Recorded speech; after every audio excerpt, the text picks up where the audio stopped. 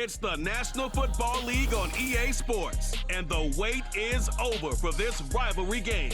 It's the Hawks and the Niners coming up next.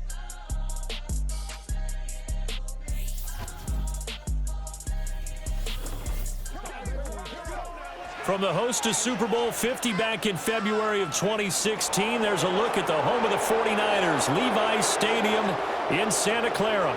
Brandon Gaudin and Charles Davis on hand. Kickoff just moments away. Charles, quickly, keys to the game. For me, it's coaching. Who prepared his team the best going into this one to give them the confidence to believe that they would win the game? That's who's going to come out of this one on top.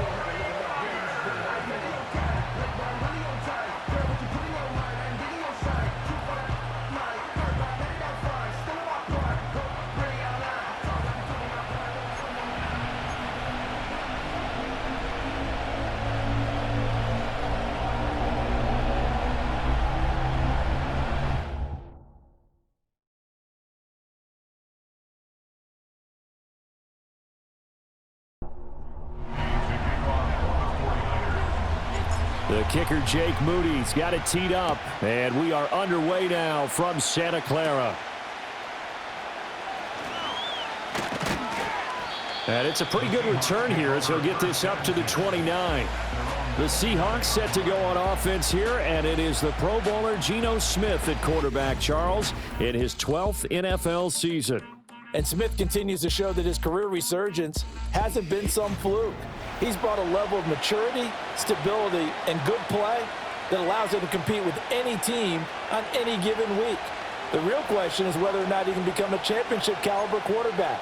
Only time will tell, but for now, he's done enough to give this franchise reason to believe they can certainly get the job done.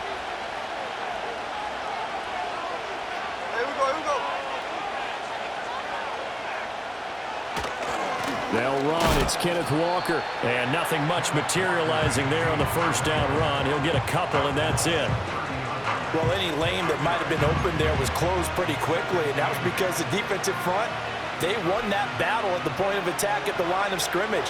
They used great leverage, held their spot, and stacked him up. Sticking with Walker on second down. And he'll scratch out only about a yard up to the 32. And we're going to stop play here, at least momentarily. It looks like there is a 49er who's in some discomfort. The medical staff is going to come out here and take a look, and we will take a short break.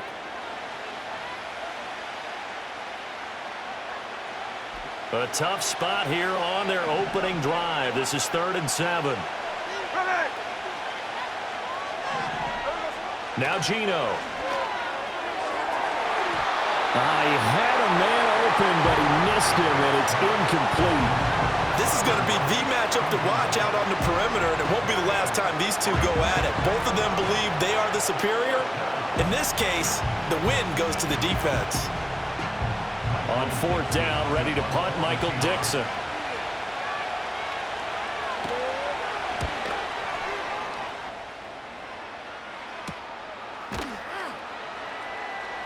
$39 yards on the punt, just 2 on the return. And the Niners will go on offense, 1st and 10. Now the 49ers getting ready to go on offense, and it's the Pro Bowler Brock Purdy at the helm in his 3rd NFL season now out of Iowa State. And the great story of Brock Purdy continues. Had he been drafted in the 1st round, I think people would be singing his praises to the skies, but for whatever reason, people can't let go of the fact he's Mr. Irrelevant, and they don't give him the credit he deserves. He is not just a system quarterback. He's a guy who enhances his team. Not just along for the ride, he's the one steering the ship. And without him, their ceiling significantly drops. That's complete. It's Kyle Juszczyk. And he's taken down right at the 45-yard line. That'll be marked as a 27-yard pickup. I like where this offense is going. I like what they're thinking because they want to spread the wealth and move the ball around. And they decide to get the fullback involved in these pass patterns as well.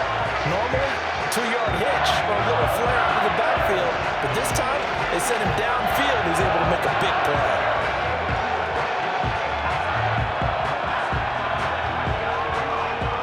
So from Seahawk territory now, it's 1st and 10 at the 45-yard line. first carry for Christian McCaffrey. He'll get this up to the 34, and a good lane opening up right away for him. The Niners have the first down on a gain of 11. Well, no slow start here. A couple nice chunk plays back-to-back. I love the momentum that they're showing here early because they did it both ways, right? Threw the ball on first down for a nice chunk of yardage, came right back and ran the ball. Looks like they've got the defense set back on their heels. Let's see if they can keep this moving. And throwing here, Purdy. And that one too wide. And incomplete. Well, they've got man coverage on the outside, and my scouting report on these DBs tells me that they love to take matters in their own hands. They want man coverage, not zone. And there was good coverage there that forced the incompletion. Here's 2nd and 10. Here we go, Shaq. Here's Purdy. They'll set up the screen to McCaffrey. And this play will be blown up. He'll lose yardage back at the 38. It'll be a loss of 4 yards on the play. And that'll force upon him a 3rd and 14. Heck of a play there to get to him quickly and get him down for a loss. I think they did a really nice job getting ready for this game, scouting, watching film, and understanding defensively what the play design was. The first catch of the game for George Kittle. And that'll wind up moving the chains again as the tackle's going to be made at the Seahawks 21. Able to convert on 3rd and 14. A terrific play call. Well, on 3rd down, he wanted to go to one of his most dependable targets, and that's who he found, his tight end there to pick up the first, Charles. And you used the proper word there, dependable, and sometimes spectacular, because tight ends nowadays, they can do it all. But they're the guys you trust, especially across the middle of the field where there's traffic. He delivers, and they pick up nice yardage.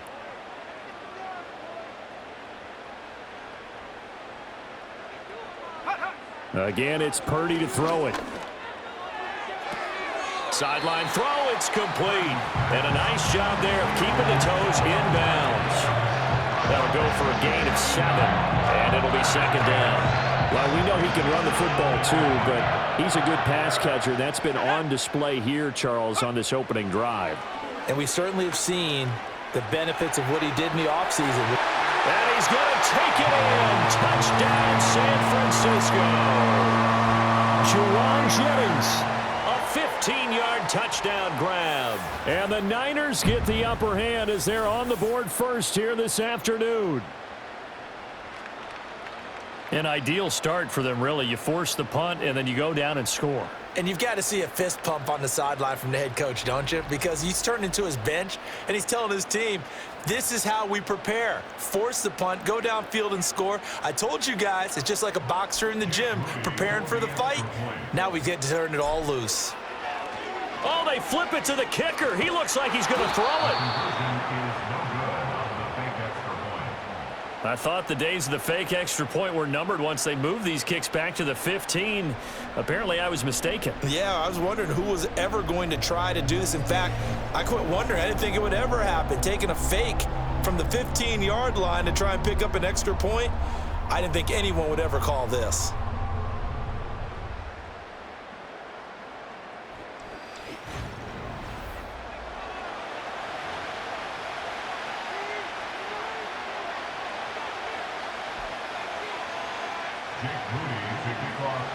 So they went for 2 and failed. They didn't use him on the PAT, but now he boots this one away with a 6-0 lead. And he's going to be stopped cold. Good coverage there by the kick team to bring that return to an abrupt halt. Coming to the line here to begin their next drive, the Seahawks offense. And the first drive, 3 and out. Second possession, see if they can get a little momentum. And oftentimes that first drive is just a feeling out process. You have some plays that you've got called and you want to see how defense reacts. It may not go terrific on the first one. Now they're ready to go. They've kind of got to look at them, got a sense. Let's see if they open things up a little bit. See if they open things up. Let's see what the defense does here, too, after a good stop. 1st and 10, and they've got 3 tight ends out there. A jumbo package look. And Walker once more. And he is met at the line of scrimmage, and he goes down right there. Fred Warner, the all-pro linebacker, there on the stop. Defensively, we always know that he is tough and run support, and I think the way that he gets there is he understands what an offense is going to do. Snap. A great job of scouting prior to the game, then reading, reacting, and taking the right path to the ball carrier. He'll get only 3 there, so it leaves him with a 3rd and 7 ahead. Well, offensively, that's the mismatch that you want. You want to force a linebacker to try and cover your back out of the backfield, out in some open space. But linebackers nowadays, they run like backs, and they take a lot of pride in covering. What a nice play. Oh, he tries to get it to Metcalf, but it's intercepted. Isaac Yiadom in there to pick it. And to the 43. So down inside the 45 to the 43-yard line. That's where they'll take over.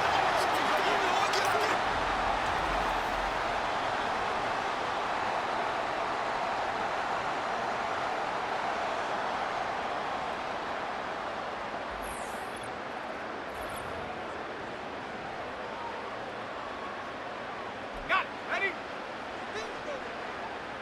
Set. Go. Purdy now to throw. Oh, the ball comes out on the hit, but they'll say it's incomplete. That's tremendous field position that they were given following the turnover, but they've still got work to do to get to field goal range, and the coverage we're seeing isn't going to make it easy. Now a 2nd and 10. Ready? Set, go. Now Purdy out to his left, and he can't find a receiver, and he's brought down. That winds up pushing him back 11 yards on the sack, and that'll bring up 3rd. Well, we knew this guy wasn't especially fleet of foot, but he tried to conjure up some escapability, but there was no way he was getting away on that one. Now on 3rd and long, they'll look to throw. And the throw there going to be incomplete. And right there to bat that one free, Kobe Bryant defensively. Oh, that's going to hurt a bit because they needed to come through with a completion there. Now a drive that started with great field position is facing 4th down. So on 4th down, here's the Australia native. And look at this, he's going to keep it. Oh, but he'll be stopped well short of the 1st down marker, and it's a turnover on downs. A little trickeration there, but it doesn't fool them. And it'll be a turnover on downs. Here's the Seattle offense ready to get this drive underway. Still in the first half, but this offense has struggled. Haven't really been able to get anything going, not only in the points category, but in the yards. And that's caught inside the 30. And he's brought down after a very nice gain. That's good for 28 yards. A great job pulling.